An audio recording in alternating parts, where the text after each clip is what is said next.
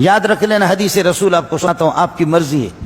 اذا مدح الفاسق غضب الرب، اذا مدح الفاسق غضب الرب۔ جب یہ 82، 83، 84 کی جو پٹھان اور اللہ آپ کا بھلا کرے پٹھان اور مہاجر کی لڑائیاں چل پڑی، پٹھان مولوی کہتے تھے مہاجروں کو مارو، ان کی بیویوں کو لونڈی بناؤ ثواب ہے، مہاجر کہتے تھے کہ ان کو مارو۔ مجھے خوب یاد ہے، اللہ کے گھر میں آپ کو بتا رہا ہوں، مجھے خوب یاد ہے کہ کسی مولوی نے آواز نہیں اٹھائی کہ ایک لعنت ہے، مولانا نورانی کو کچھ بھی کہو ہے۔ مولانا نورانی مہاجر ہوتے ہوئے اس بندے نے وہ للکارا قومیت کو، پٹھان اور بلوچ کو۔ مجھے یاد ہے پورے پاکستان میں ایک مولانا نورانی تھا، شاہ احمد نورانی رحمۃ اللہ علیہ۔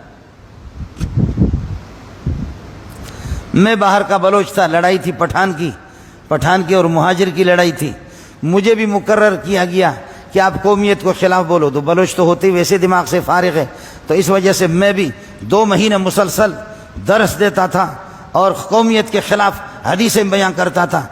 اب یہ ہے میرے ہاتھ میں، یہ ہے اللہ کے گھر میں بیٹھ کر کے کیا بتاؤں گا آپ کو، جن کی زندگیاں تبلیغ میں گزر چکی ہے، جو مدرسوں میں پڑھنے والے مولوی، وہ مجھے کہتے تھے آپ کون ہوتے، آپ کون ہوتے کہ قومیت کے خلاف بولتے، آپ کون ہوتے۔ پٹھان آ کر کے مجھے ڈانٹتا تھا، مہاجر آ کر کے مجھے ڈانٹتا تھا۔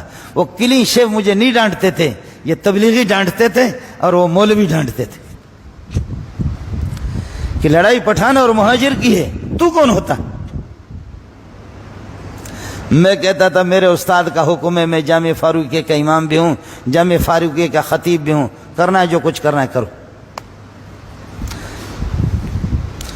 تو جو حدیث ہے، صرف حدیث پڑھ کر کے حدیث کا ترجمہ، یہ صوفیوں کو برداشت نہیں ہوتا تھا۔ جب ان لعنتوں کے اندر جب مولوی بھی پھنستا ہے تو خوب پھنستا ہے، صوفی بھی پھنستا ہے، اس کو پتہ نہیں ہوتا کہ تبلیغ کہاں ہے، اس کو پتہ نہیں ہوتا کہ میں مدرسے میں نے کیا پڑھا ہے ان لعنتوں کے اندر بھی۔ اور میں نے عرض کیا کہ میرے رب نے مولویوں کے منہ پہ بھی مہر لگا دی، سوائے چند افراد کے۔ علامہ شاہ احمد نورانی رحمۃ اللہ علیہ، مجھے یاد ہے، کمال ہے، اس کے گھر کو گھیرے میں لیا، 3-4 مرتبہ گھنٹوں کے گھنٹے گھیرے میں لیے، فائرنگ اس پر ہوئی، لیکن علامہ شاہ احمد نورانی کو اللہ نے بچایا۔ میں دیوبندی مکتب فکر سے ہوں، وہ بریلوی مکتب فکر